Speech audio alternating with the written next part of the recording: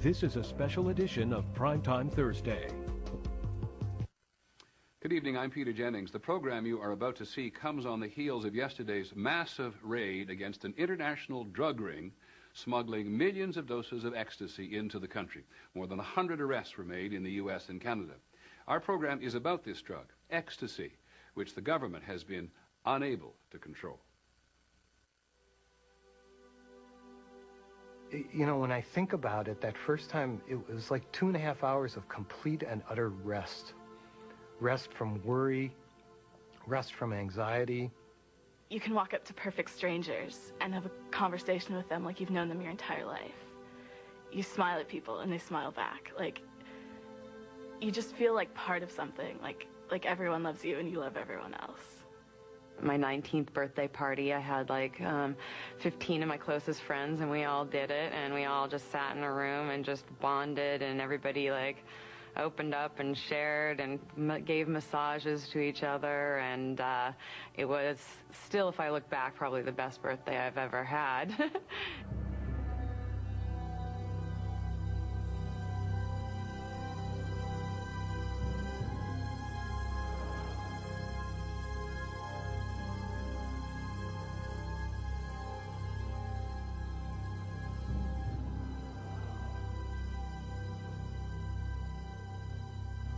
Young people don't just like this drug, they almost love this drug. The experience of it is particularly capturing, which makes it particularly frightening at the same time. When you're having a good time with chemistry, you tend to forget about the possibility it's going to turn on you and cause some real problems for you. Using ecstasy is much like a game of Russian roulette, in which we put one bullet in the revolver, spin the chamber, and pull the trigger. The law of averages suggests that somebody is going to get a bullet in the brain. A friend had some, and so I tried it because it sounded like it was wonderful, and it was. This was perfect. It was like, split it in half if you want, take the whole thing, pop it in your mouth, zoom, you know? Couldn't have asked for something easier and better. This drug may be one of the hardest drugs to effectively prohibit, because it seems to create lots of satisfied customers and a relatively small number of unhappy customers. And a drug like that is likely to spread far and wide.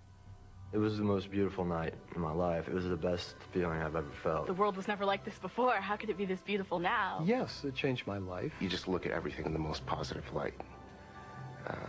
It's a great feeling. Having a new major drug arrive on the scene is something that happens every half century or so. This is a major event in drug history. The facts about ecstasy use are astonishing. According to the Drug Enforcement Administration, the DEA, hundreds of millions of ecstasy pills are taken by Americans every year. Nearly 2 million new users are recruited every year. In the 1990s, ecstasy seemed to come out of nowhere to join marijuana, cocaine, and heroin as one of the 4 most widely used illegal drugs in the country. No other drug has ever spread so fast. So how did it happen? After decades of waging a war on drugs, how did ecstasy emerge from total obscurity to become an illicit drug of choice for a generation? That is our story, about a drug that has become a nightmare for the government's drug controllers. Ecstasy came into this world as 3,4-methylene dioxymethamphetamine, or MDMA for short. It didn't exist in nature until chemists working for the German pharmaceutical company Merck synthesized it by accident in their laboratories in 1912. No use for the new molecule was discovered, and MDMA remained little more than a formula on faded paper for more than 60 years.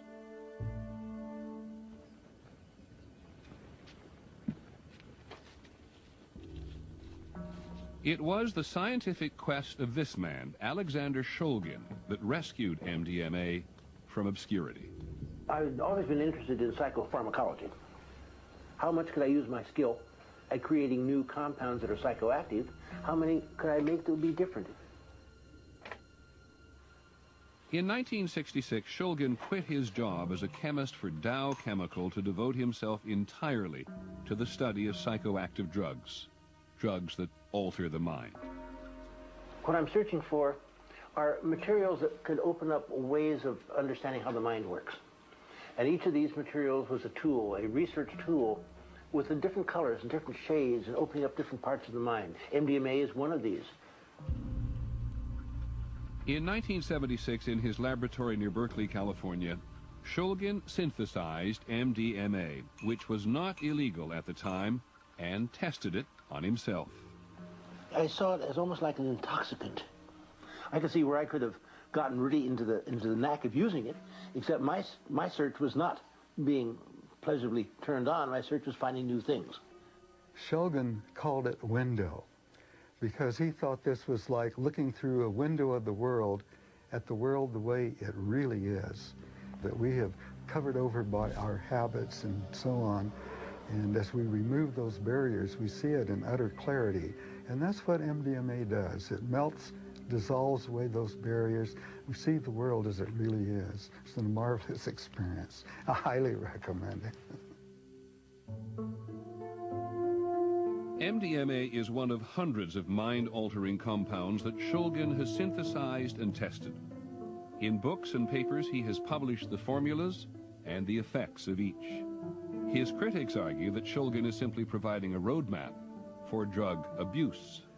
I believe that every single thing that is known about a drug, good and bad, should be available to everyone who is considering using that drug. One person Shulgin thought should try MDMA was his friend Leo Zeff. Zeff was one of the leaders in an underground community of psychotherapists that was treating patients with LSD and other psychedelic drugs. Leo thought MDMA was absolutely outstanding, just almost unbelievable. He went on a campaign and introduced MDMA to therapists all over the country and even going to Europe. He told me that he'd introduced about 150 therapists to MDMA and how to use it properly. Dr. Leo Zeff, he introduced me to it, and I was immediately impressed, as he was and many others were, by its usefulness. The very fact that it doesn't change ordinary perception very much, but changes the feeling tone, the feeling quality, and reduces fear, thereby allowing you to look at in a kind of impartial way things that are normally just too anxiety-provoking to look at. In 1983, Kathy Tam was raped and tortured in a park in Northern California. Her attacker was never caught. I just felt broken into just 1,000 pieces. I felt like shattered glass. It was very difficult to carry on in a normal way because I was afraid of my own shadow. Everything frightened me. What I was thinking was that I didn't have my wife with me. I was worried that we were going to lose her forever, that she was not going to come back to normal. It was a pretty scary time. We had 2 little kids. She was not functioning on a normal basis. I had been in therapy and had been blocked by how much I didn't remember.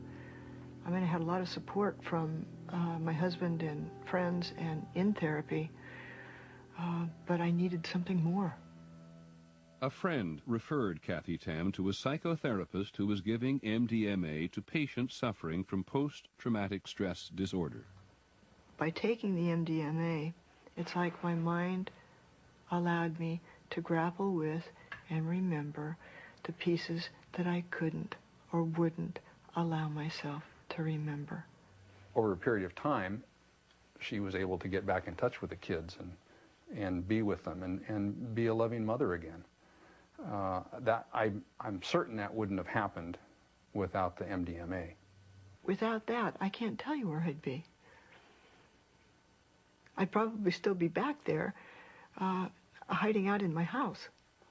The people who were traumatized, see, could look at the situation that traumatized them, like the woman who was raped or assaulted, could look at the situation and surround the whole memory of it with this sort of empathic frame that allowed her then to lower the defenses and allowed her to see exactly what had happened, which had been blocked. By the late 1970s, the circle of people who had tried Alexander Shulgin's compound was growing. word about MDMA had spread well beyond the psychotherapy community. When I first heard about the wide popular usage of MDMA under the name of ecstasy, I was quite saddened, because I was convinced from what I had seen that it was going to could have a marvelous role in medical use.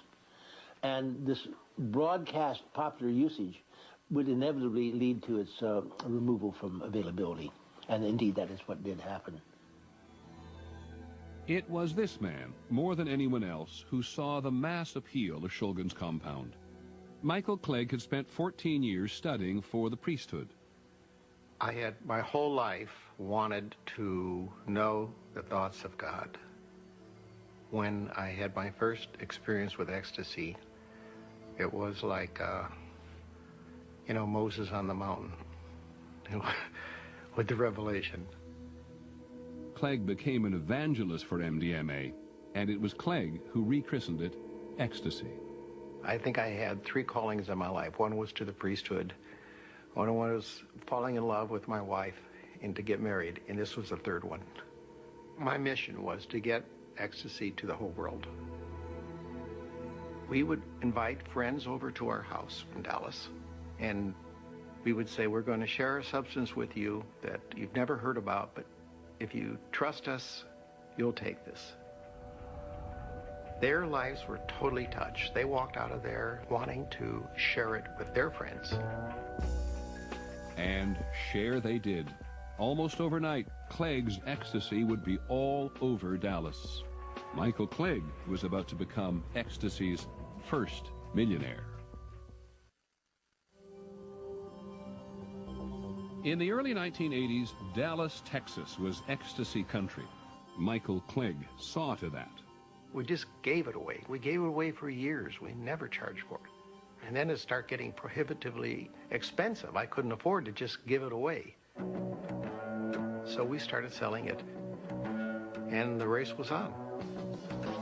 And there was plenty of money to chase in Dallas. Oil money, real estate money, technology money. It was a boom town, and ecstasy was there to fuel the party. It was like an atom bomb exploded with this thing. It just overnight, in a matter of a year, people were talking about it everywhere. Clegg was manufacturing ecstasy in California and flooding Dallas with nearly 500,000 pills a month. It was perfectly legal.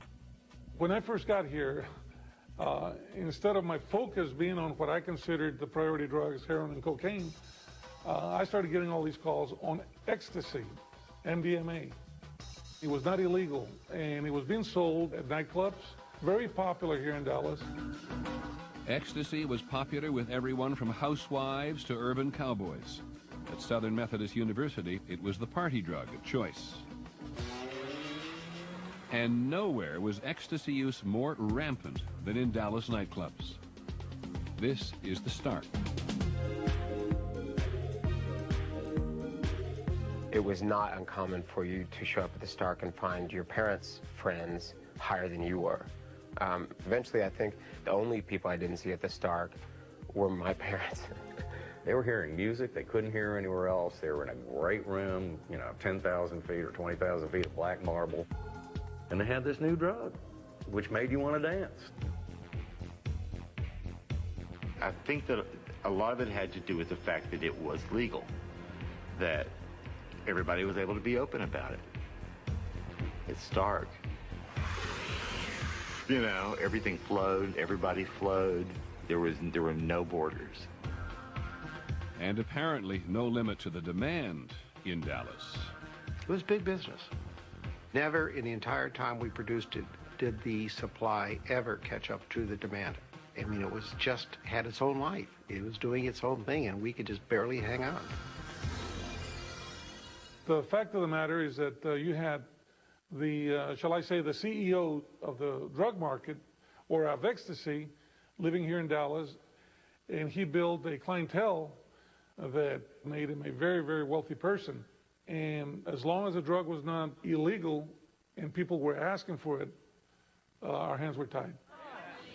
Well, guess what? We've got another drug. It is synthetic, and it makes you love everybody. It's called ecstasy. Now, who doesn't want to take ecstasy? Phil, the drug has been around for several years, but what we've seen in the last couple of years is an escalation of the availability. What are you concerned about? A lot of young kids bouncing around? Precisely. The other thing is when we apprehend these people, they can be dealt with. At the present time, it's not against the law. So you can't apprehend them now? We cannot. But you really want to, don't you? I think it's important. This whole thing is pitched as a self-development type of experience. Get in touch with nature. Get in touch with the universe. Get in touch with your mother. Get in touch with everybody.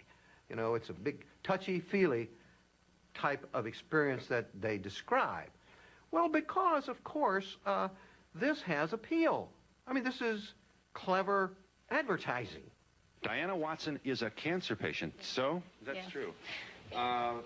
And you took it not because you thought it would help your cancer, but I assume to improve your own emotional condition. That's right. I was diagnosed to have terminal cancer a few months ago, and naturally there's a lot of fear and anger and pain, emotional pain that surrounds something like that.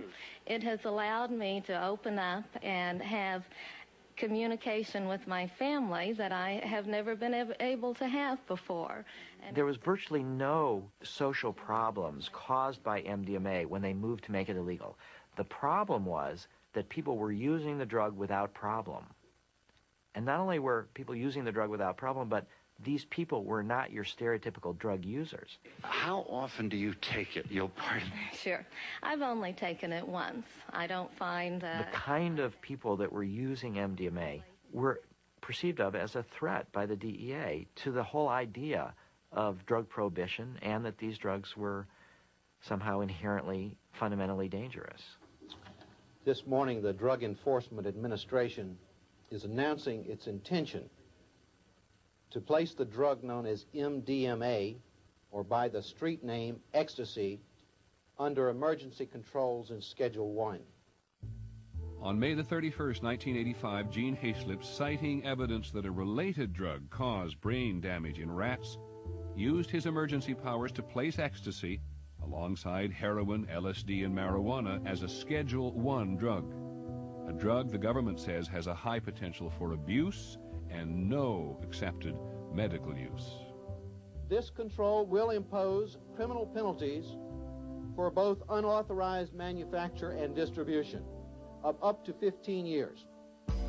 In Dallas, hidden Federal Drug Enforcement Agency cameras were rolling for the first designer drug bust following an emergency ban on the substance known as ecstasy. Dallas police and federal drug agents seized a total of 4,000 tablets with an estimated street value of $100,000. In cooperation with the Dallas Police Department, we have been able to at least neutralize some of the distributors here in the Dallas Metroplex. I would love to have seen some form of control on it, like, you know, a doctor's prescription or only through a psychologist. I mean, that I would like to have seen. But just to say no one can ever take this again, ever, ever, under any circumstances, is sad when you believe in it so much. Michael Clegg's dream faded in Dallas. The DEA had made MDMA illegal. But for ecstasy, the party was far from over. The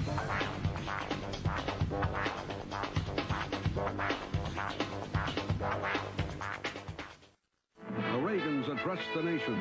Reporting from ABC News headquarters in New York, Peter Jennings.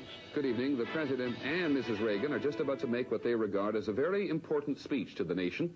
The subject is illegal drugs in the USA. It is Mrs. Reagan's interest in drugs which has helped fire up the President. Good evening.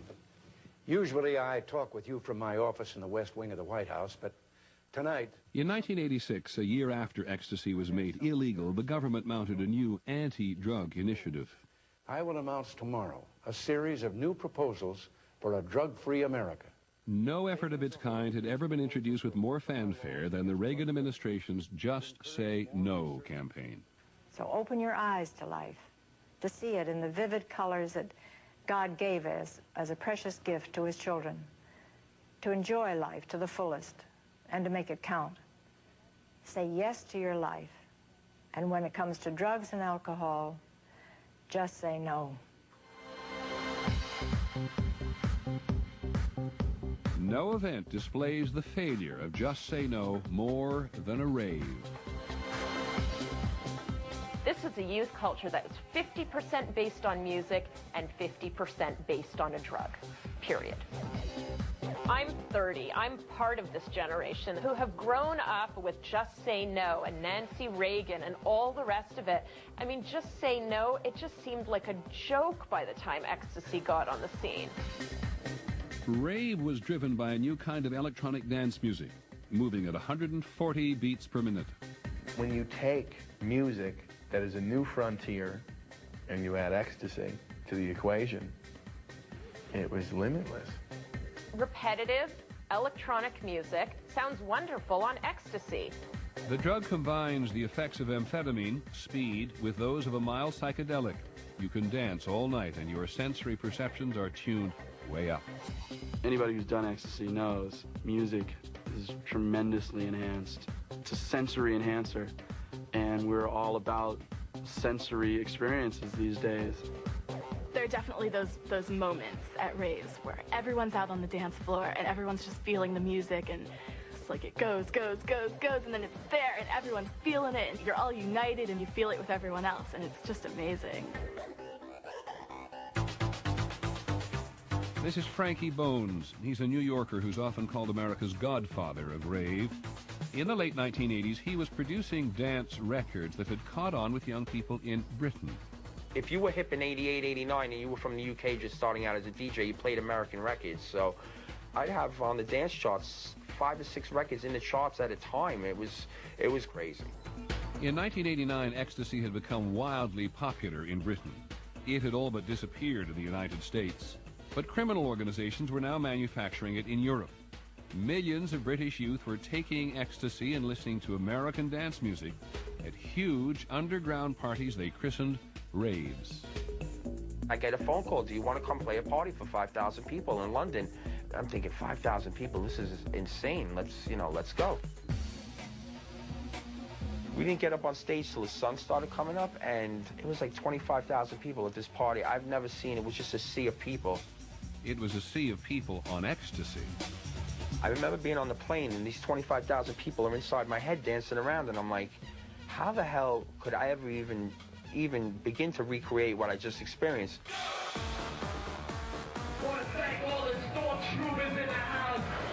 But he did recreate them in warehouses and empty buildings in the outer boroughs of New York City. He called them storm raves. We never did 25,000 people, but when I did a 5,000 person party, it was the most underground event that the East Coast of America ever saw. Rave kind of started in the East with people like Frankie Bones, and it started in the West in San Francisco, and then it kind of moved closer and closer and closer to the middle. By about 1993, you pretty much had a rave scene in almost every state in the U.S. Which meant that ecstasy, most of it smuggled in from Europe, was soon in every state.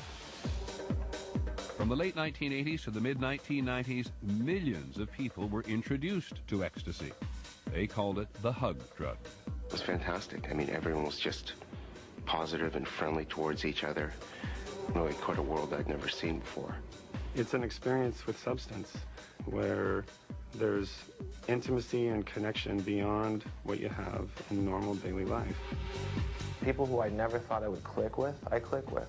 People who I would normally not go up to and probably talk to, I talk to. Just Say No didn't begin to deter this group. This was a growing youth movement that combined dance and drugs and managed to exist for almost a decade with virtually no government response. The first time I came across ecstasy was in August of 1995. And ecstasy back then wasn't even on the DEA radar. This was something totally new and something totally different. We actually had to educate ourselves and educate our managers and supervisors. Drug controllers had never seen anything like ecstasy. Positive word of mouth pushed the drug far beyond the confines of the rave scene. In the late 1990s, illegal traffic in the drug exploded. When I first started prosecuting ecstasy cases, 10,000 pills was considered to be a huge amount of that drug, of the ecstasy drug. Now, that's a drop in the bucket. Couriers bring in 30,000 pills at a time. Organizations bring in hundreds of thousands of pills. The leaders of these organizations are charged with smuggling millions of pills, and it almost seems like each one outdoes the next. If we're seizing millions of dosage units at a time, and we're seeing ecstasy being used all over the country, I have to believe, and my assessment is, that the abuse of ecstasy is rampant throughout the country. Well, here's the troubling reality that the DEA now faces. Making ecstasy illegal did little to halt its spread. And in the last 10 years, the government has been trying to convince the millions of Americans who use it, and the millions who might, that they are putting themselves at risk. It is a myth that ecstasy is a benign, fun drug. This is not a benign, fun drug.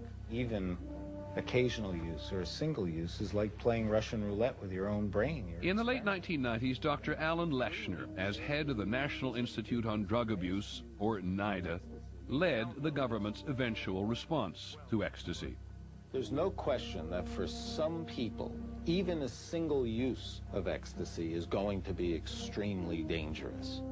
My observation is that this drug has been particularly glorified in many different venues. Certainly in the youth culture, it's treated as the hug drug, the love drug. It has all kinds of qualities to it. And in the course of that glorification, advocates for the drug have downplayed the risks associated to it. The risks are real. This postcard was the government's opening salvo in its war against ecstasy, Your Brain After Ecstasy. According to NIDA, the image on the left is a healthy brain, while the brain on the right, which appears dull and full of holes, is said to be showing the effects of ecstasy on serotonin, a brain chemical that regulates mood and sleep and appetite.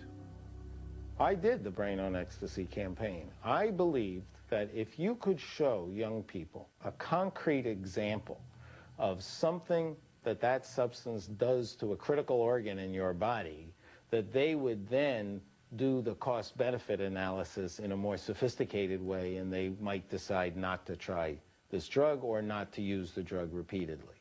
Anything that damages the structure of the brain or the central nervous system has to be viewed and used with extreme caution. This is Dr. George Ricarte, the scientist whose work the government has cited repeatedly in its campaign against ecstasy. In 1998, he published the first study to claim that ecstasy causes brain damage in humans. This research was the source of the brain images on the NIDA postcard. Dr. Ricarte's study, paid for by the government and conducted at Johns Hopkins University, suggested that ecstasy users risk losing up to 85% of their brain's serotonin function. 4 years later, Ricarte published another study paid for by the government.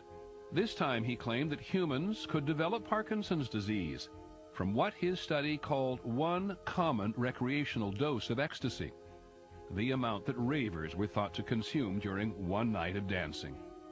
The government's headline, based almost entirely on the work of Dr. Ricarte, was chilling. Ecstasy users risk catastrophic brain damage. It's a psychoactive substance and, just for lack of a better term, turns your brain into Swiss cheese, cuts holes in it, does permanent brain damage, and it's irreversible from the very first time. So the great fear is that we could have a generation of people that have used this drug that appear to be stroke victims and can't even care for themselves by the time they reach their 40th or 50th birthday.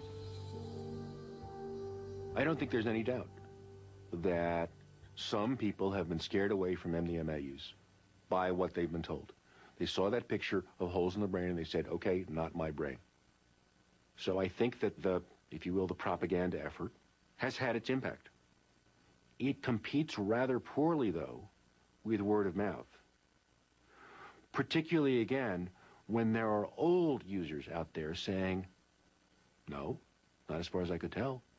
I've taken MDMA 100 times. Over the last 20 years, I feel fine. There are millions of people who have taken MDMA and don't obviously look brain damaged. Somehow in our culture, we've developed this belief in science so much so that we ignore the evidence in front of our own eyes. When I read some of the stuff that's printed by the government these days about ecstasy, I just laugh. I just break up laughing. I mean, you know, I've read that one pill can cause Parkinson's disease and things like this, and it's like, wow, I know thousands of people that have taken thousands of them, and I don't know anybody who had Parkinson's disease. In 2002, a prestigious British journal, The New Scientist, challenged the U.S. government's position on ecstasy. The magazine had leading independent scientists look at the evidence and answer the question, does MDMA harm brain cells? The journal concluded, the jury is still out. So you can see the front of the brain, the back of the brain. Dr. Stephen Kish is one of the world's leading researchers studying the chemistry of the brain, and he is one of the few scientists willing to openly criticize the government's claims about ecstasy and brain damage. He is especially critical of the NIDA postcard and the science behind it. The problem with these index cards given to young people by NIDA is that the brain scan pictures in the ecstasy users looked like there were actually holes, large holes in the brain, and that's just not true. But I think for me the main problem with the index cards is that it was based on faulty data, the faulty data from Ricarte's 1998 study. Dr. Ricarte said in this first study that the serotonin reduction could be from 50 to 85% in the subjects he examined. Do you believe that to be an accurate assessment? No, I don't. Something, in my opinion, went very wrong in his brain scan study, something in the measurement procedure. And I think many other scientists would draw no conclusions whatsoever from his study because his study was simply too flawed. According to Dr. Kish, there were two fundamental problems with the Ricarte serotonin study. First, Dr. Ricarte could not have been certain that his subjects had actually used ecstasy, even on a single occasion, because he never confirmed it by testing samples of their hair. Second, in one group of subjects, Dr. Ricarte found that some brains had about 40 times more serotonin than others. Scientists say such a variation is simply not possible. Dr. Kish and other scientists now point to a German study as the most important one in the field. Published in 2003, it found only a slight 5% loss of serotonin function. And unlike Dr. Ricarte, the German scientists confirmed that their subjects had used ecstasy by testing hair samples. This study, I think, is by far the best study published so far, in terms of the, accuracy of the measurement and the general design and the sample size, which is quite large. Dr. Mark Laruelle studies the effects of illegal drugs on the brain. He is one of the leading brain imaging experts in the world. The German study showed that in people who had used ecstasy, but who had stopped taking ecstasy for at least 2 or 3 months, normal serotonin function was found. So this study suggests that there is indeed a reduction in serotonin function in subjects that are using ecstasy, but that reduction might be reversible after 2 or 3 months of abstinence. So the German study suggests that the U.S. government's claim that ecstasy causes devastating, irreversible brain damage was a dramatic exaggeration of the risk. Ricarte published a finding indicating a massive, almost a near total in some brain areas, 50 to 85%, a massive loss of the serotonin marker. And the Germans, instead of finding this massive loss, they reported just the slightest 4 to 5% change. But still, I would suggest that the public should hold off on final judgment on this question. We only have one study, the German study, that we put some faith in. I would like to see the German results replicated. But if I hear you correctly on the first Ricarte study, you just think it's plain bad science. Yes. But you'd have to ask Ricarte why did he make those statements? ABC News did ask Dr. Ricarte many times for a television interview to discuss his work, and he never responded to our requests.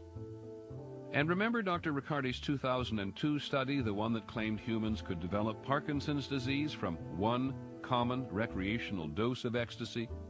This dire warning was based on experiments performed on monkeys, injected with what Dr. Riccardi claimed was ecstasy. Other items in the national news tonight. One of the country's leading researchers into the effects of the drug ecstasy has admitted a major flaw in his research.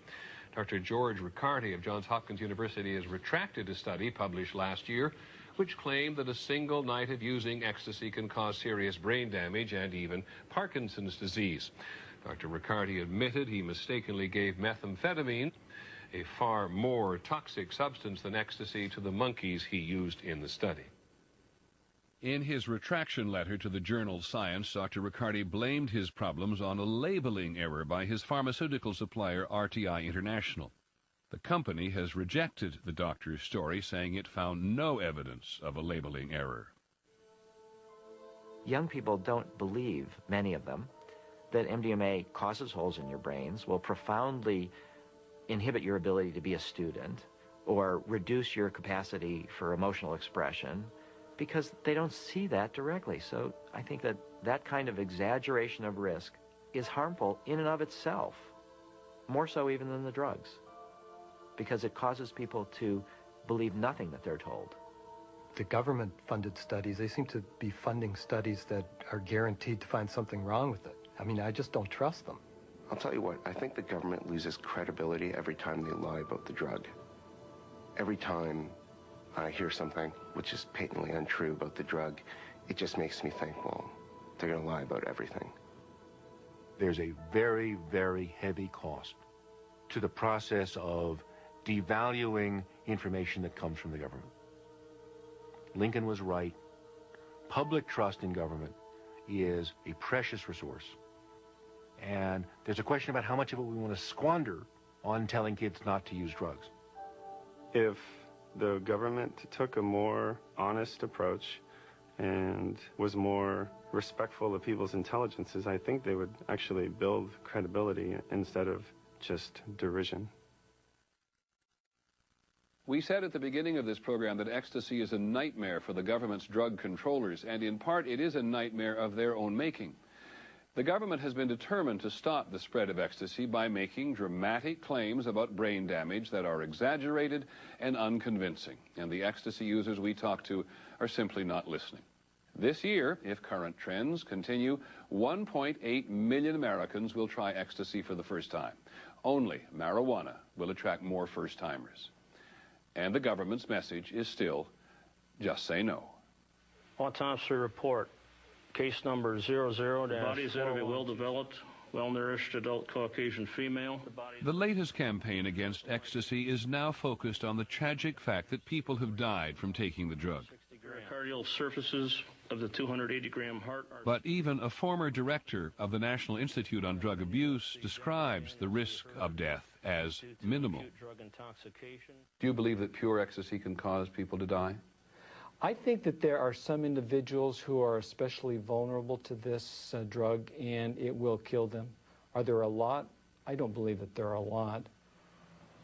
A New York medical examiner looked at the role that ecstasy played in unnatural and accidental deaths in New York City. I reviewed all of the deaths that occurred about over a 3-year period that were reported to the medical examiner's office and underwent autopsy. That included about a total of 19,000 deaths. Of those 19,000 deaths, I found 22 had ecstasy in their system, and 2 of those died from ecstasy and ecstasy only. There are probably prescription medications that people die from more frequently than MDMA. 2 deaths during a period when, according to the DEA, New Yorkers used about 110 million doses of ecstasy. Ecstasy users know from their own experience that the risk of sudden death is minuscule. Overstating this risk is not going to stop them from taking the drug. But there are risks that many ecstasy users do understand. Ecstasy is a street drug. When ecstasy was made illegal, criminals got involved. And to maximize profits, dealers often mix ecstasy with cheaper, more dangerous substances. We've seen all different kinds of fake ecstasy pills, pills that are made out of speed, pills laced with heroin, with PCP, with really anything imaginable. And it's a little pill, and it looks like a little pill, but it doesn't come out of a bottle that's sealed in a drugstore. There could be anything in that pill. And no one can claim that even pure ecstasy is safe, especially when it is taken at places like a rave or a nightclub. This drug does elevate body temperature, especially in an environment like a rave where there's a lot of people compacted in a small area and the temperatures are hot. The ecstasy interferes with the body's ability to adjust to surrounding temperature, and so you get hyperthermia. This dangerous condition resulting from severe overheating and dehydration can usually be controlled with water and rest. But a small number of users do say they have become deeply dependent on the drug. It's addicting. It's very addicting, because there's nothing that feels like that. Once you're off of it, you're depressed. When I'm on ecstasy, I feel like, oh my God, I love this feeling. I never want it to leave me. So you just start taking more pills. It's just a downward spiral. It may be good for the moment, but the after effects aren't worth it. They're not even close to worth it. It's your life, man. You know? Your life. But the bottom line for many users is that ecstasy is not heroin, and it is not cocaine or crack cocaine. And many people simply believe that ecstasy, MDMA, is powerfully beneficial. I've never heard anybody say to me, methamphetamine improved my life. I'm a better person for having used methamphetamine. Same thing with cocaine. I know people who like to use cocaine. Never heard anybody try to claim cocaine is good for me.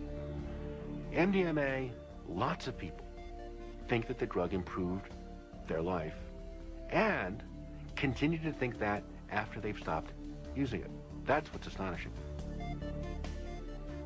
And uncertain science about brain damage promoted by the government simply cannot compete.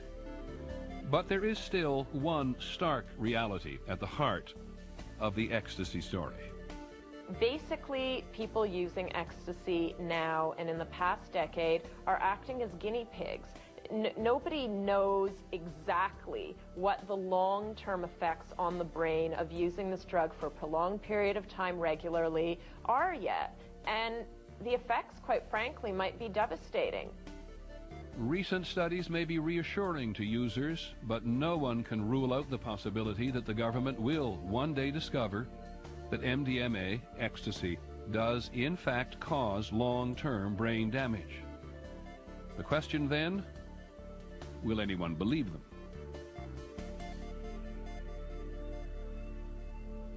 Thank you for joining us. I'm Peter Jennings. Good night.